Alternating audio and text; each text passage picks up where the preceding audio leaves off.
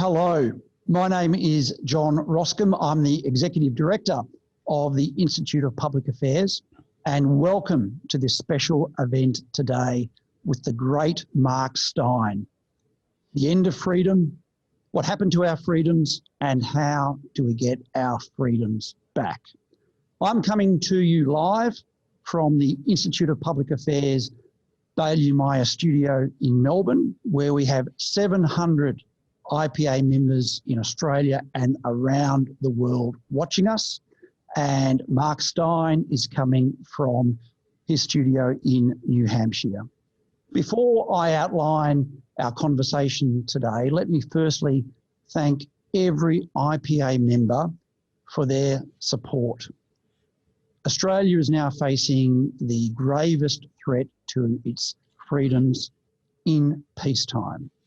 The IPA, with your support, has been able to talk about how those freedoms have been threatened, how freedom of speech has been eliminated, how Parliament has been suspended, how the rule of law has ended, how we are losing our freedoms before our eyes to fight this pandemic.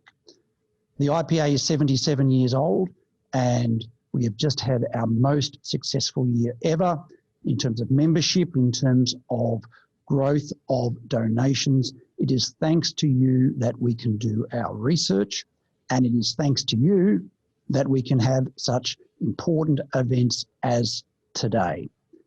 What I'm going to do now is introduce Mark. We'll be speaking for about an hour. We'll be taking questions from the audience. We've had something like 100 questions submitted, so if we don't get to your question, please understand. We also have some video questions that we'll be asking Mark. Can I now introduce the great Mark Steyn, a wonderful friend of the Institute of Public Affairs. Mark has been a guest with the IPA in Australia on a number of occasions, most recently in 2016, where he spoke at the IPA's gala dinner and to sold out audiences around Australia. Mark's video that he filmed for the IPA on Section 18C in freedom of speech has been watched something like 500,000 times. Mark is a prolific author, writer, commentator, and most importantly, a voice for freedom, not just for Australians, but around the world. I'm a member of the Mark Steyn Club. It is a special opportunity to get more of Mark, to support Mark, to have special offers for Mark's wonderful books and writings. If ever we're allowed out of Australia, we might even join Mark on one of his special cruises. Today's a special occasion, and I can think of no better person in the world than to be talking to freedom about than Mark Steyn. Mark, it is great you are with us. Welcome. Hey, thank you, John. It's wonderful to be with you. I wish I could be with you in person, but I'm not sure anyone's getting into the state of Victoria for the next 3, 5, 12, 27 years, however long it takes for lockdown to work down there. But it's great to be with you, even if only via Zoom. Mark, what is your situation? Are you in lockdown in New Hampshire? How have you been coping these last few months? Well, there has been a kind of lockdown, and there has been a suspension of normality in the sense that any number of businesses closed in the spring and will not be reopening. I'm not very far from the Quebec border, the New Hampshire-Quebec, the US-Canadian border.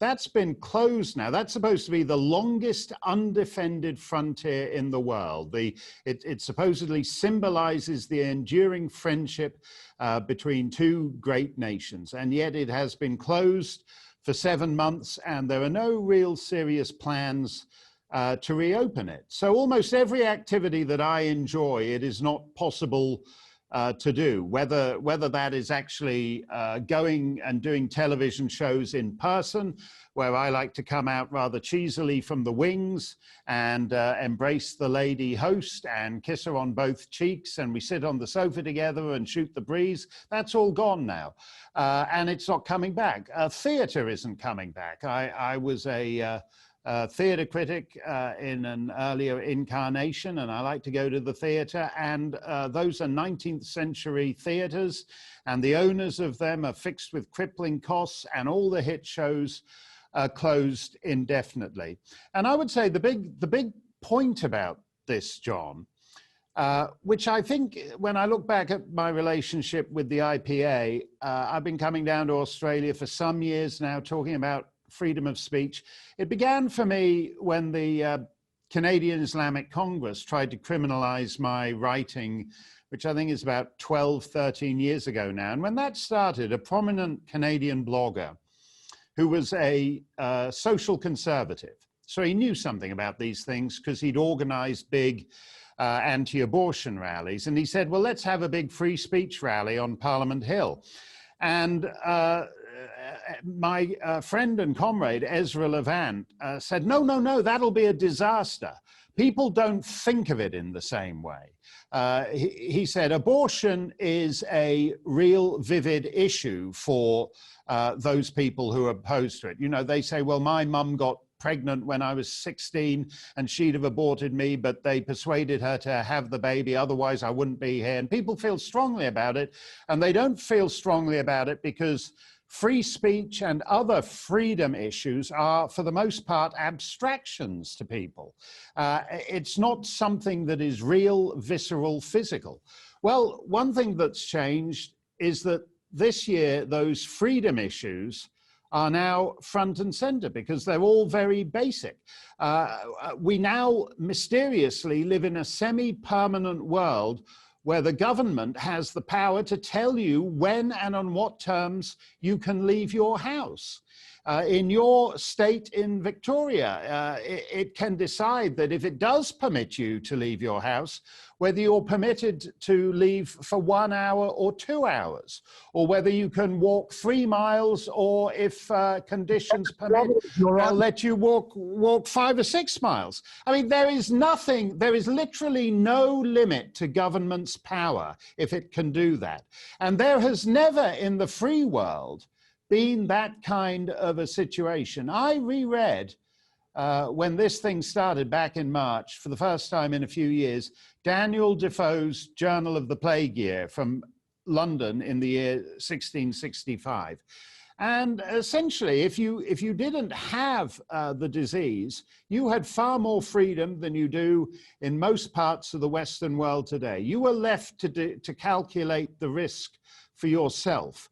And we have seen, so we now have extraordinary powers that are wielded with extraordinary viciousness.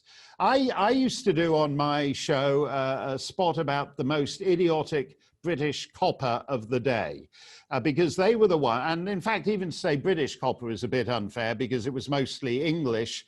And I think with the exception of one overzealous Ulsterman, the Scots and the Welsh didn't really play much part in that, just this one Northern Irish constable who got a bit out of hand.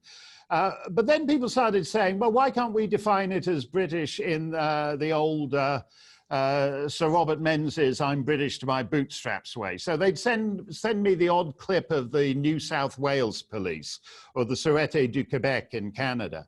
And then the Victoria Police came along and they just, we had to create a whole new trophy for these guys, slamming pregnant women to the ground, forcing disabled women taking a rest on a park bench to stand up and walk up a hill and go home.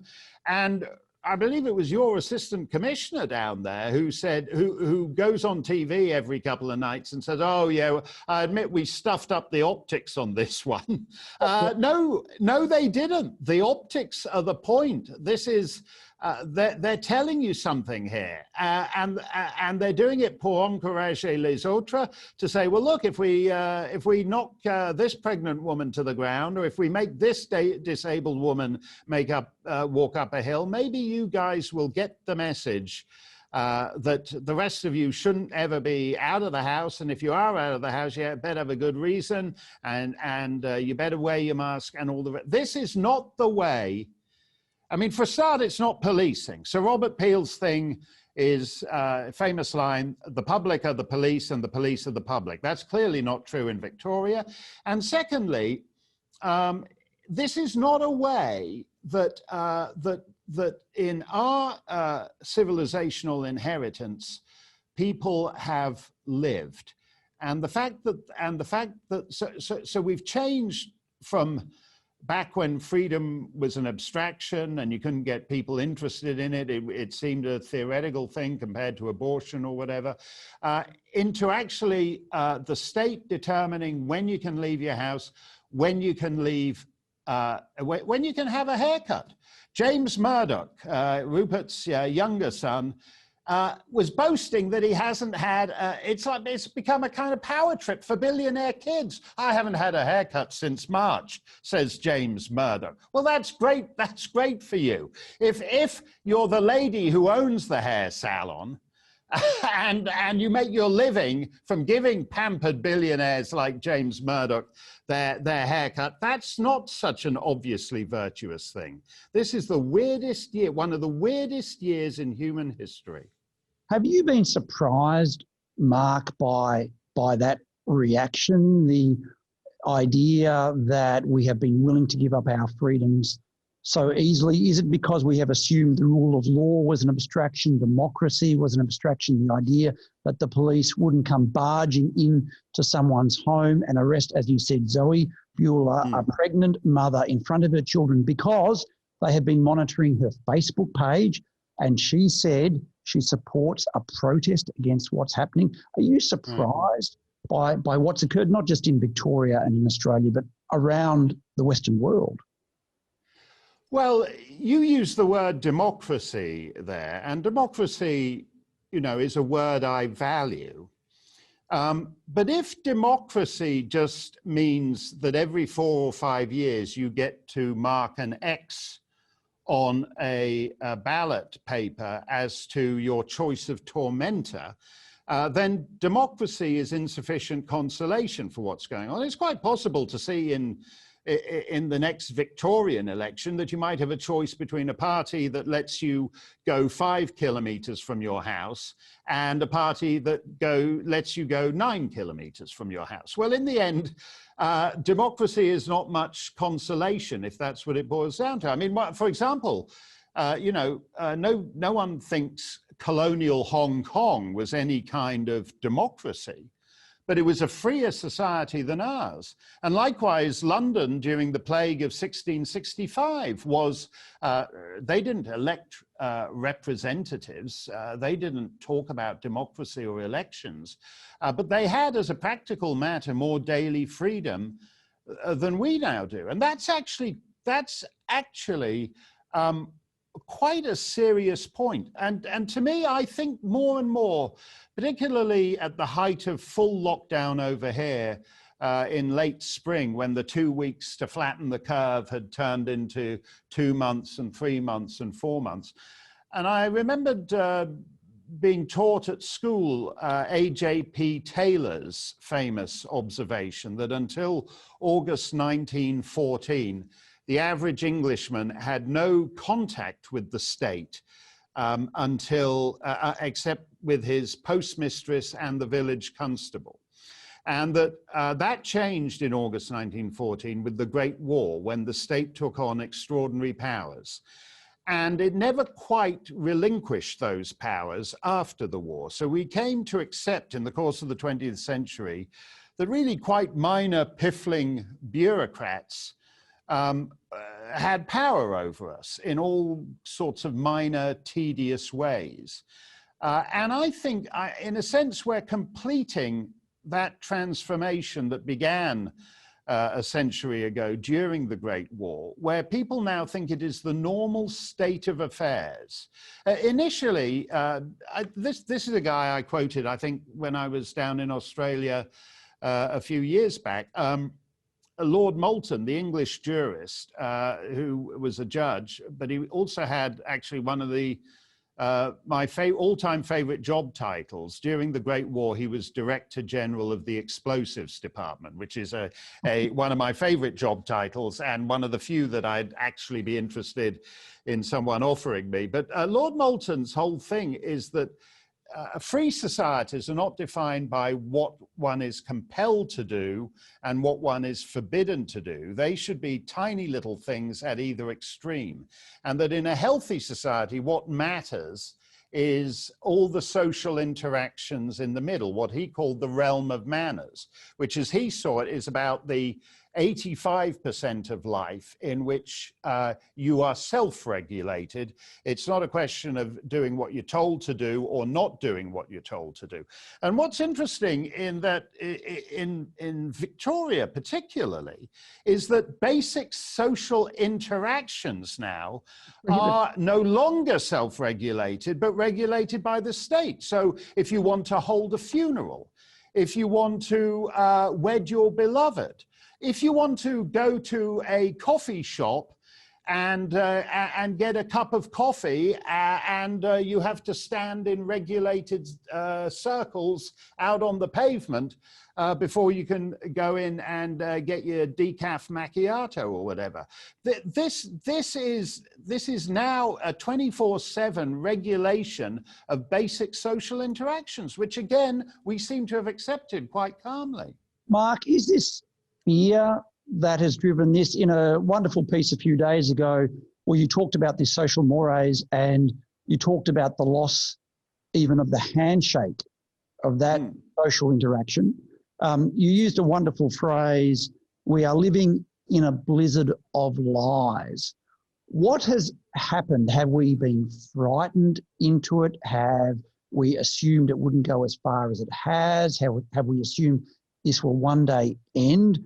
What do you think has given rise to this idea that, at least for the moment, although it is slowly changing, much of these restrictions are democratically popular, as you've identified?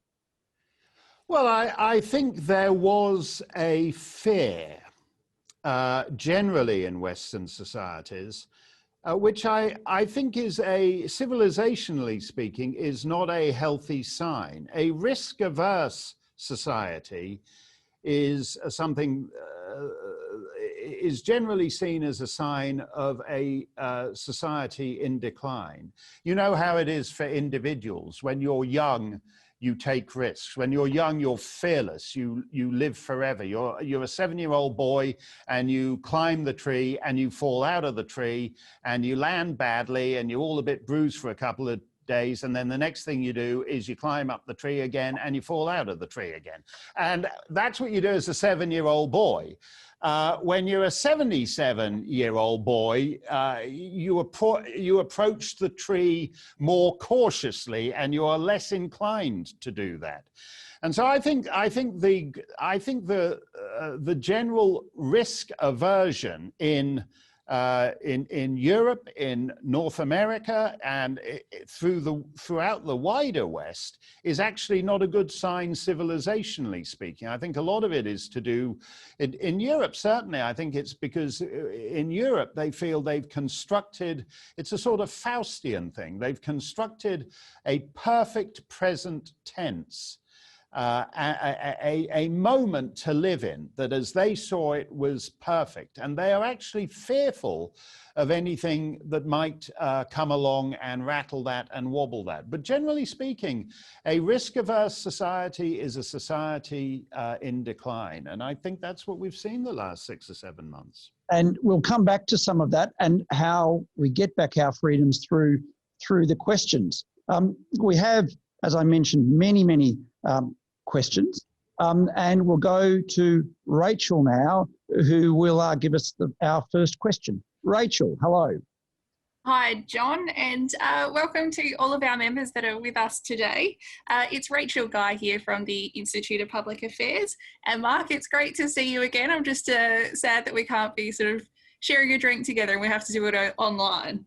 You know, Rachel, there's a lovely picture of you and I with the bananas in pajamas taken in Adelaide, and I always like every once in a while dusting off that picture because it's a happy time. And I didn't think of anything at the moment because I thought if I wanted to go to Adelaide and see you and the bananas in pajamas chaps that it was just a matter of hopping on a plane. The idea that the world would be shut down and I would be denied the opportunity to make up a foursome with you and the bananas in pajamas never occurred to me. So life is full of surprises. We'll have to save it for next time. My first question I have here is from Leah in Ormond, and her question was, what can we do as individuals? I'm feeling helpless. So over to you, Mark. Yeah, I think what you do as individuals is you push back as much as possible. And I understand that's particularly hard to do in Victoria, but eventually some of this stuff is going to be litigated, and I don't believe it's compatible with basic laws.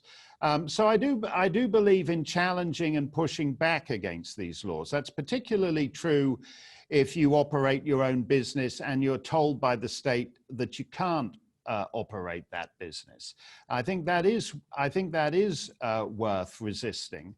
The other thing you can do, I think, is, as I said, we're now moving from the idea of freedom. People who sit around talking about freedom are like novelists and painters, and they're interested in abstract ideas about freedom of expression. And it's not that now. It's actually about whether you can leave the house, whether you can operate your business. It's about all the most basic elements in life. And I think that does merit pushing back. The other thing I think that goes with that, and which I think about from Daniel Defoe's Journal of the Plague Year, is that individuals were respected 3.5 centuries ago, sufficiently respected for the most part to reach their own judgment on their risk. So if you're an 87-year-old with heart problems, there is no point pretending that this thing isn't more of a risk to you than it is to a perfectly healthy 17-year-old. So I think the other thing that's incumbent upon everybody is to demonstrate that free-born citizens are capable of calculating their own risk. So it's not a question of scoffing at COVID. It's not a question of laughing at it, mocking at it, hooting and jeering and all the rest of it. It's a question of saying, I'm a free-born citizen in a free society. I understand that it's more risk to granny than it is to the 7-year-old kid. But granny can calculate that risk, and the 7-year-old kid to a certain extent can too. It's about demonstrating the capacity as freeborn citizens to calculate the risks of life for oneself. And Mark, talking about freeborn citizens, one of the things we've seen in Australia is a pushback against the police state, which is what I've called it here in Victoria, is not coming from law professors. It's not coming from the human rights lobby. It is coming from normal, regular people. It is coming from tradies whose jobs have dried up. It is coming from people who are casual employees. The protests are not coming from the well-off suburbs. They are coming from class suburbs by the people who don't have the luxury of working from home, who are not public servants on guaranteed incomes. And in fact, you may not be aware that in Australia, a number of public servants have had pay increases. Right. They're coming from normal, regular, mainstream Australians who are not privileged. And that's something that the governing class and the media are having great difficulty dealing with, where the protest is coming from. Well, I think that's because the media class in particular have almost everywhere just essentially been shills for government. Why is that? I think, unfortunately, the division of society that has happened during the last 6 months, there's really been a massive transfer of power and importance from the private sector to the public sector. As you say, if you're any kind of government functionary, the last 6 or 7 months haven't really made much difference to you. Whereas if you happen to own a diner, you happen to own a petrol station, you happen to own a gym, it's been catastrophic. And what's shocking to me is the willingness of the media, in effect, to act as government enforcers. What we've seen it just in the last couple of days, this so-called Great Barrington Declaration by 3 eminent epidemiologists from Harvard, Oxford, and Stanford. And they're not, the 3 of them individually are not normally the kind of people that who would get censored. There's not a white Anglo-Saxon Protestant among them. I think one's an Indian lady and one's an Indian gentleman. I think the other is a Swede or some such. So normally they'd be the kind of people who simply by virtue of our contemporary identity politics would be given a fair hearing. Instead, Facebook and Twitter and the other enforcers have 86 them because they're, and Facebook says this quite openly, because they're in disagreement with the state.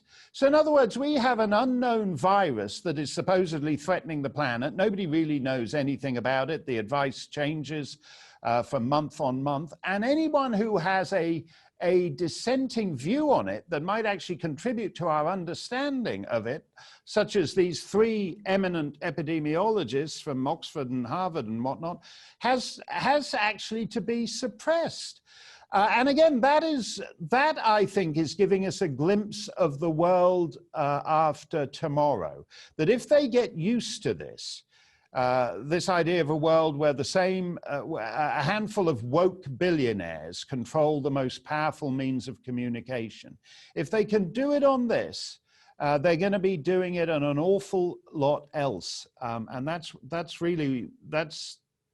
what it's incredible to me, the choice of people. I'm used to being suppressed and squashed and all the rest of it. But the fact that they did it to Professor Gupta, who's a respected, credentialed Indian lady from Oxford University, actually shows that it's not about identity politics at all. It's quite simply about state power and people willing to be the servants of state power.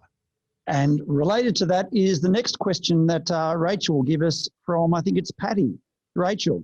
Yes, John, that one is from Patty in Helidon. And Patty asks, why is we, as the silent majority, still silent and not acting against the increasingly obvious authoritarian rules? Is it fear?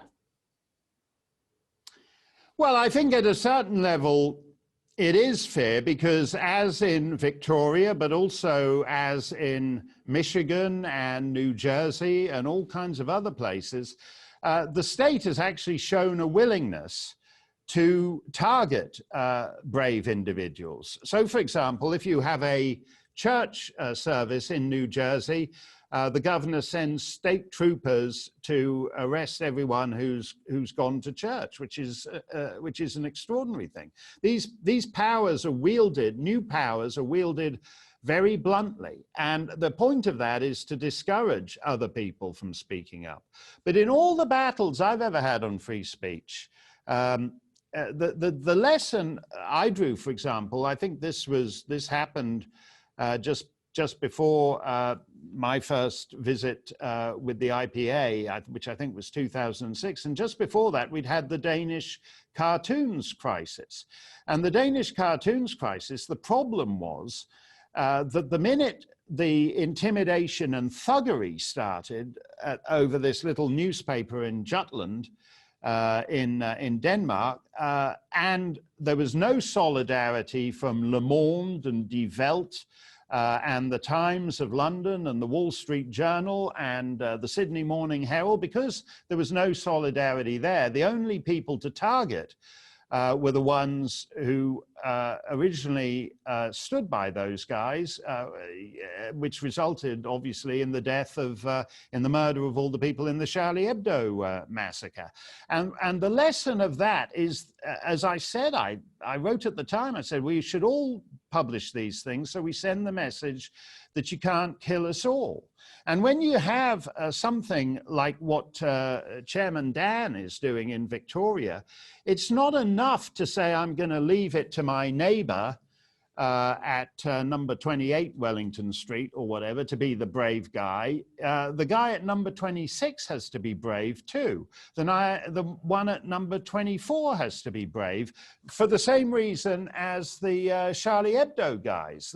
You have to show that you can't kill us all. Now, the Victoria police are not yet killing people. They're just, throwing pregnant women to the ground. But the same principle holds.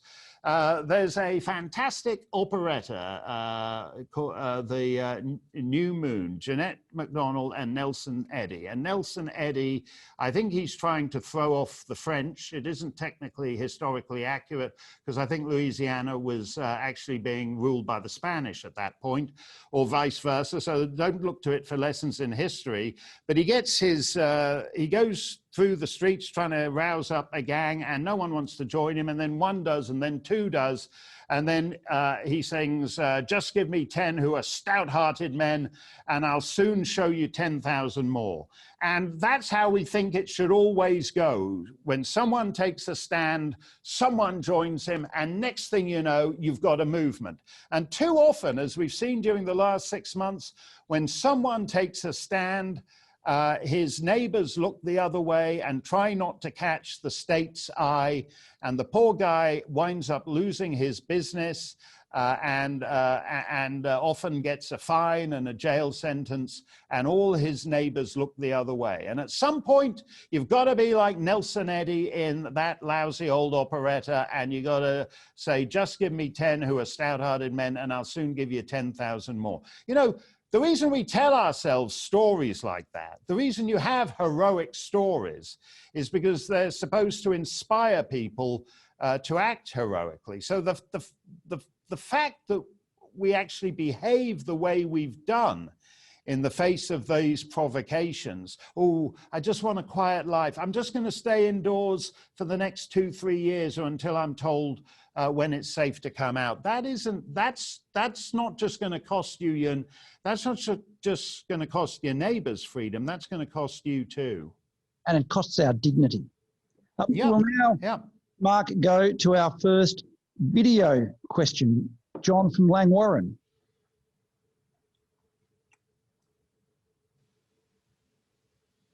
How can we prevent government powers continuing or expanding further during peacetime emergencies?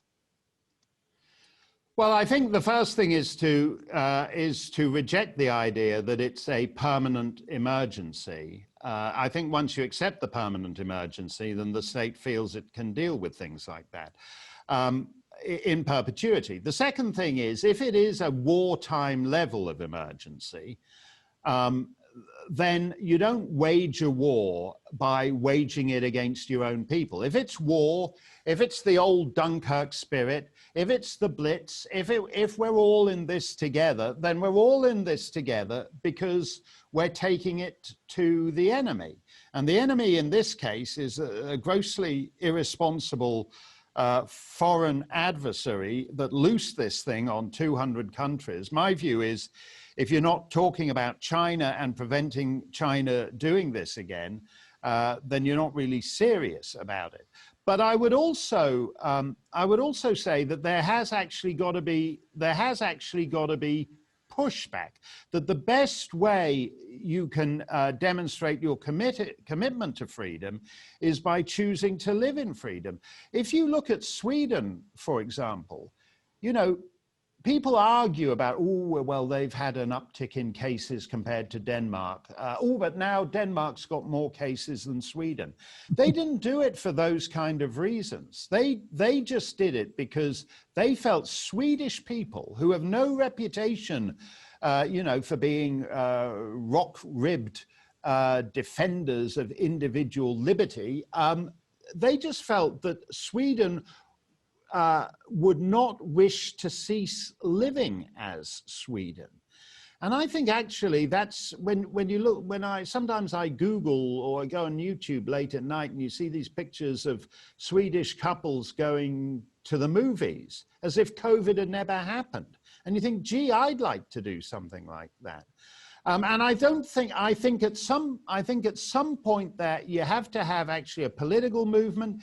In Western societies, you probably have to have landmark court cases, such as in Michigan, where they've said the governor's unilateral declaration of new powers is not warranted. I'm not entirely persuaded, given that my principal acquaintanceship with the bench in Victoria is through the Cardinal Pell case and whatnot. I'm not particularly persuaded you would actually find a majority for that, but eventually it would behoove someone such a business association, a chamber of commerce or whatever, to actually defy these laws and get them at least litigated upon by, again, a not always impressive Australian High Court. But the point is, at some this idea, this virtue signaling where people are up on a mountain,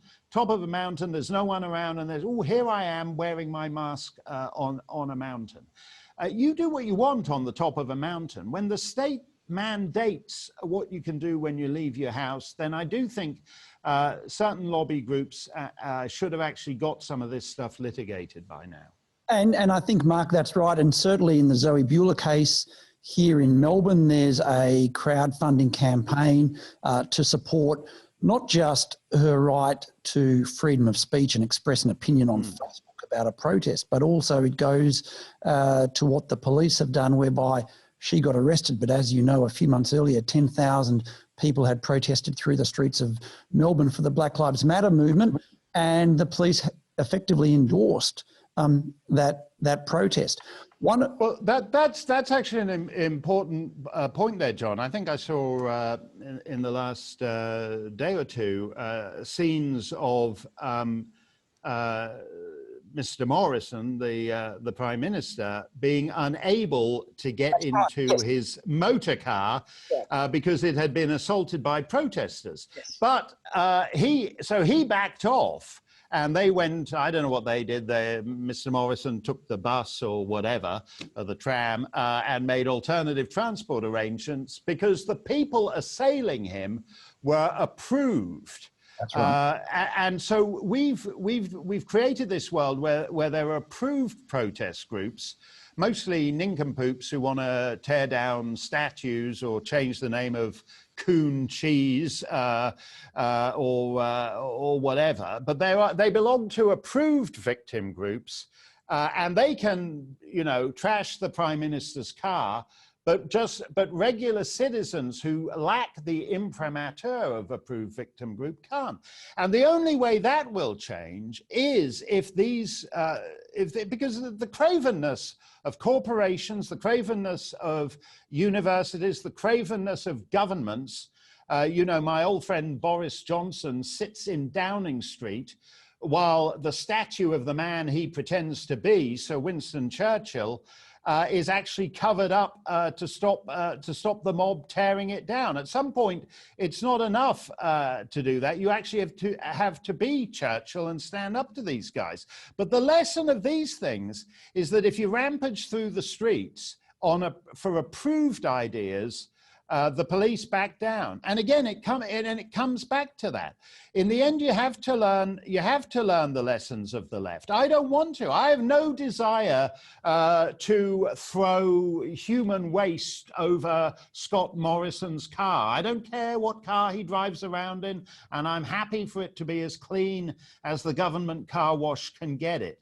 But we are being taught a lesson here that society is bifurcating into those who have license to rampage and those who just have to sit behind their apartment doors until they're let out for 1 or 2 hours a day. And in the end, that cannot stand if you want your children and grandchildren to have a free society. Mark, I couldn't agree more. And certainly one of the things that concerns us in Australia is exactly as you've said, politically approved protests. Now, for us, that is political censorship, and the idea that the police will allow some people to protest if they politically agree with you, but not in other cases is very dangerous indeed. So we're going to go to the next video question, and while that's being lined up, I am going to take the opportunity, and I know we could speak for a few days and weeks about this. You mentioned your your former, it might be still current friend, Boris Johnson. What has happened to Boris Johnson? Many people have asked us questions about why have politicians just handed over power to experts. So, for example, that was a question from Andrew in South Australia. Why has Boris, and not just him, but many other elected politicians with a democratic mandate seemingly said to experts, you look after it, you make the decision as to how we are to live. Is Boris symptomatic of what's happened to Western politicians? Well, I think Boris is a little bit of an extreme case, actually, because he did get the COVID, and he got it very badly. And as I look at this thing, if you look at the pattern of the disease, for example, there's one ski resort in Austria, Ischgl, and the Chinese flew some guy in there, and he was like walking it around the après ski lodge, and all the high-end skiers in that lodge then flew back home to 40 different countries and implanted the COVID there. And in a certain sense, and this is one reason why there's a big difference of opinion on this thing, is that it kind of, it seems easier to get it to you if you're at the top and you're leading a glamorous life, and it's part of your job every morning to come downstairs and find a room full of strangers from all over the world. That's basically Boris's job. That's the Prince of Wales's job. That's Prince Albert of Monaco, who I think was actually the first head of state to come down with this thing.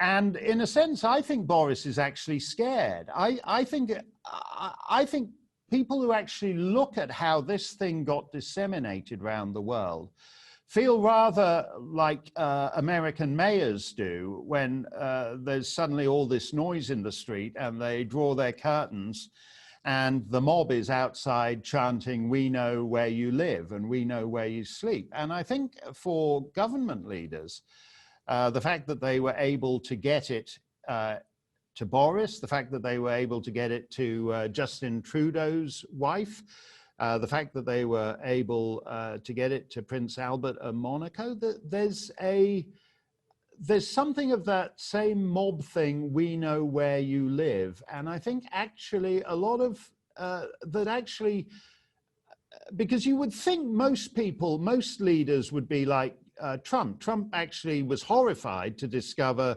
that all the medicines made in China. We're now 7 months into this thing, and they're making us wear masks. And the masks are, you know, in America, 99.99% of the masks are still made in China 7 months into this thing. So if you want to treat yourself to some handmade, artisan, handcrafted little mask made of patchouli or whatever, you can, I'm sure there's some little, you know, waterfront stall down in Vermont somewhere you can actually do that.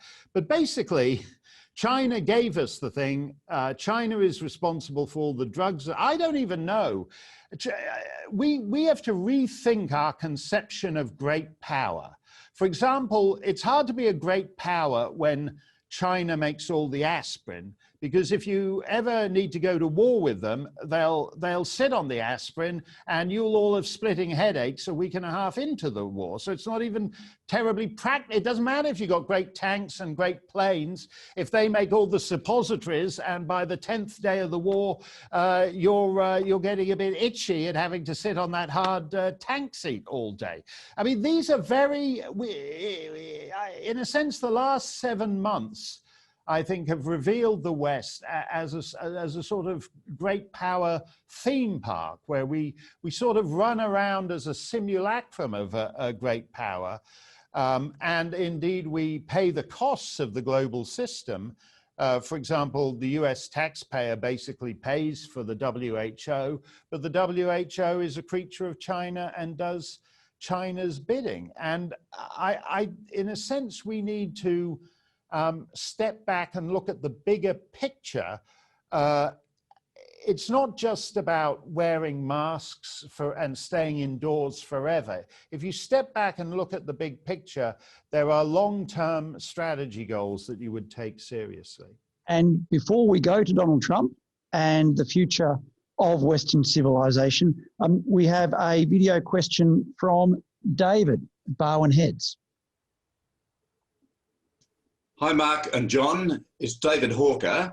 My question is, what can we do to reinvigorate the interest of the younger generation in the democratic processes? Well, I think first of all, David, you actually have to interest them in who we are. To use a phrase that John Howard, in fact, used to me, I guess about 15 years now, where he wanted to teach Australian history as, quote, an heroic national narrative.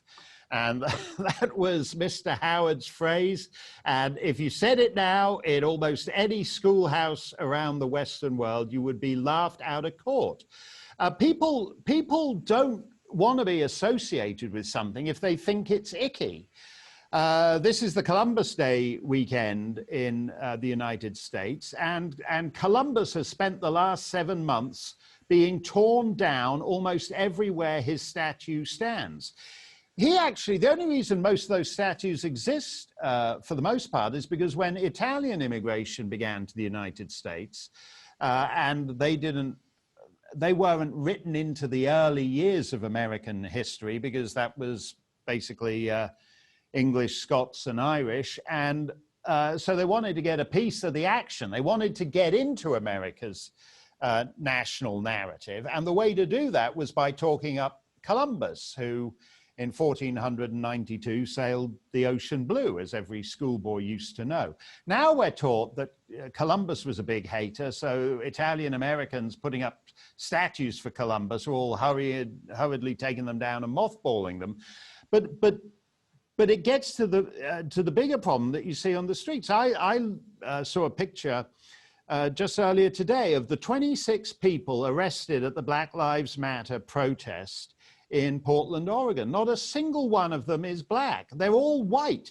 In fact, they're sort of super white. They're absolutely pasty vanilla white. They're the whitest whites you'll ever see. They're as white as Frosty the Snowman when he falls into a vat of whiteout. You can't get whiter than these guys. But they're whites who hate themselves. And that's the story of a lot of these mobs, that they're not disaffected minorities rampaging around the streets. They're actually respectable, middle-class, white, privileged children who have been raised to hate their entire civilizational inheritance. Now, not everyone in America came over on the Mayflower and got off at Plymouth Rock, and so maybe it doesn't mean something. When you're taught that that's all evil, you look for something else. If you're a Pakistani immigrant in Northern England and you go to a British school that teaches you that the British Empire is the creator of everything evil on the planet, why be surprised that the guy looks elsewhere and finds the jihad? And if you're lucky, he doesn't find the jihad, he'll find climate change or whatever.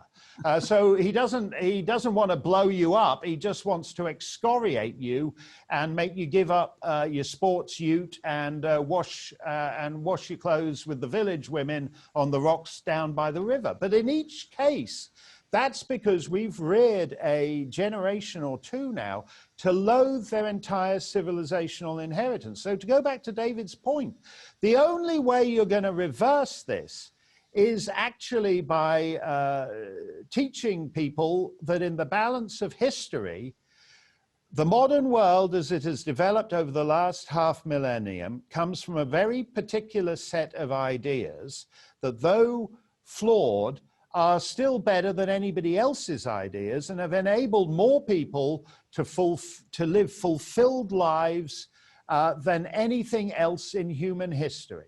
And if in the scale of those things, we have occasionally not treated this or that person as well as we might, the best way to solve that problem is not by tossing out the civilizational inheritance, but by welcoming that person into it. So we do unless we solve that problem, you're basically going to have a huge flight for, I believe, a lot of these things. I mean, men are unhappy, boys are unhappy. That's one reason why at one point there were 9 boys transitioning into girls for every 1 girl transitioning into a boy. That was, I think, about 10 years ago.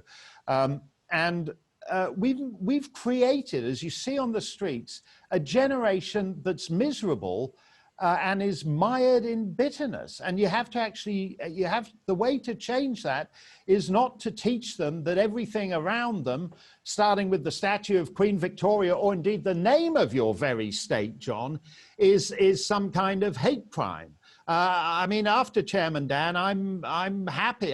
Speaking as, you know, Queen Victoria's barrister, Her Majesty moves for you to stop associating yourself with her and find some other name that isn't, so you're not such a total embarrassment. But that's, until you solve that problem, you're not going to get beyond this. And that goes to our next video question from Jeff.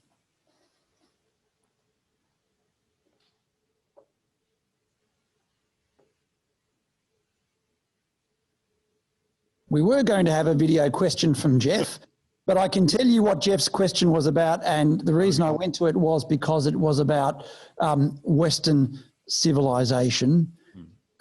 Is Western civilization now coming to an inevitable end or close? And then I'm going to ask you, in the last 10 minutes of our conversation, I'm going to quote from the special limited edition IPA Donald Trump mug that we've provided to IPA members. And we thought that one of the most important things Donald Trump has done in his 4 years, and maybe another 4 years, which I'll ask you about, is to talk about Western civilization. And of course, in a wonderful speech, Trump said, "We write symphonies, we celebrate ancient heroes, we embrace our timeless traditions and customs." Is Western civilization going to end in November? Well, I think absent a pretty serious course correction, the Chinese are convinced that we're having one of those every half a millennium hinge moments of history, where basically, if you look at it in the Anglo-American sense, the 2 centuries since the Battle of Trafalgar, if you go, as the French do, a little bit further back, or the Spanish and the Portuguese and the Dutch, basically the Chinese look at that all as one aberration, and the Chinese are about to assume their natural role as the leaders of the planet. If you want to correct that, it is going to have to, you are going to have to provide a fairly serious defense of Western civilization, which, you know, so far the butchest guy has been the quintessential metrosexual dinky boy, Monsieur Macron, who basically said, we're not taking down a single statue and we're not changing the name of a single street because they're all part of our history. Case closed. Next question. Since when he hasn't actually had much problem by that. The minute you start trading, oh yeah, okay, we'll give up this, but we're quite attached to that. It's all gonna go. And that's basically the position I'm in. I respect other cultures. I'm interested in other cultures. I'm happy to say I was taught by genuine multiculturalists who'd spent part of their years teaching in Pacific Islands or various parts of the Pakistan's northwest frontier and places, and were genuinely interested in the places they'd seen and the cultures they'd seen. And diversity and all these buzzwords hadn't just become this vapid end in itself. But Western civilization is the civilization that built the modern world. And no one wishes to live in any other kind of society, which is why the traffic is mostly one way. You know, Somalis move to Minnesota. Minnesotans don't want to go and live in Somalia. And that may be regrettable, but it's a fact of life. And there are reasons for why the traffic is one way, and we should try to understand that. Mark, we have another 5 minutes, and I'm now going to ask you about November. When you were with us in Australia in 2016, I think it was early in that year, and we had a lunch with about a dozen federal MPs of all parties, and I remember you said to the assembled room, and it was received with some shock, you said you thought Donald Trump would win the Republican nomination. Right. And November. Yeah. Well, you can talk about why you thought that then, and what do you think will happen in a month's time? Well, and I well remember the reaction of, I won't embarrass, I'll spare his blushes, who thought I was being ridiculous on the grounds that Trump was, as he put it, a bleep wit, yes. Which is a very robust epithet to hear from such a high-ranking member of Australian political life. And as I said, I'll spare his blushes. But it actually seemed to me that he was talking about something, and I'd recently seen him, my kids actually had been the first ones who wanted to go and see him because they thought it would be funny. And it was funny, but they enjoyed it so much that when they saw him in New Hampshire, that they then wanted to go back and see him a couple of nights later in Vermont. And so we did. And it was obvious to me that he was connecting with people because he was talking about things that were actually of interest to them, which is about, to use the phrase you used, about human dignity. It's very difficult to have human dignity when there is no work, because that is in a sense hardwired into one's sense of purpose. And if the work is a farm or a mill or a factory, as grinding as that can be, it has more human dignity and sense of purpose than doing the night shift at the quickie crap, which is what a lot of people's daughters wind up doing, or being a heroin dealer, which is where you meet a slightly wider range of people, and in some ways it's rather more interesting than doing the night shift at the quickie crap. And Trump talked about this at a time when the Democrats were just talking about demographic groups that no one had ever heard of. It wasn't just the LGBTQ. We were on to things like intersexuals. No one knew what an intersexual was. People were concerned of talking about transgender bathrooms, which is what the Democrats will be talking about when the Mueller's nuke us, about whether who cares about the transgender bathroom? The mill has closed. So there's nothing to put the transgender bathroom in. So the Democrats were saying millions and millions of people don't matter because we've got all these boutique niche demographics. Conversely, the Republicans were just talking about boots on the ground. American boots are on the ground in over 100 countries, for whatever that's worth. Lindsey Graham, the senator, I think somebody was kidnapped by Boko Haram, and they said, and he said, I think it was in Chad or somewhere, forgive me if Niger, forgive me if I've got that wrong. He said, that's why we need boots on the ground there. And someone said, well, I just looked it up and we do have boots on the ground there. He said, well, we need even more boots on the ground there, running around Chad, running around Niger, wherever it is. And again, not talking to the poor bloody infantry and to the families who supply the poor bloody infantry, who find themselves running around Helmand province in Afghanistan for 20 years. Essentially, the neocon version of Republican politics didn't connect either. And Trump, I think, had that, he had identified you know, we used to have people who were socially liberal but fiscally conservative. And people thought that was the sweet spot. Moderate Democrats, such as George Pataki, the governor of New York. And in a sense, Trump found that, in fact, the real sweet spot is to be fiscally liberal, but what one might call culturally conservative. You know, that in other words, it doesn't matter if outsourcing all your manufacturing to China seems like a great deal to the green eye shade guys in the accounts department, if the net result of that is that your town dies and the house you bought for $130,000, you can't move elsewhere wherever life has moved to, because you'll only get you know, $45,000 for your house now because the town has died. And I think that sweet spot there still works for him. The culturally conservative aspect, which is about manufacturing, immigration, those issues, basically still works for Trump. You're sounding optimistic. Are the polls wrong? Well, the polls are always wrong. I mean, Trump supposedly has a 16-point deficit with Joe Biden, thanks to Joe's, I mean, basically the COVID exists in America. It has to be kept going till November the 4th, because otherwise Joe Biden would have to get out of his basement and do a real campaign. So Joe Biden simply being a void keeps him stronger than he would otherwise be. But he's not 16 points ahead, because if he was, he'd be campaigning in Guam, because all 50 American states he'd have a lock on.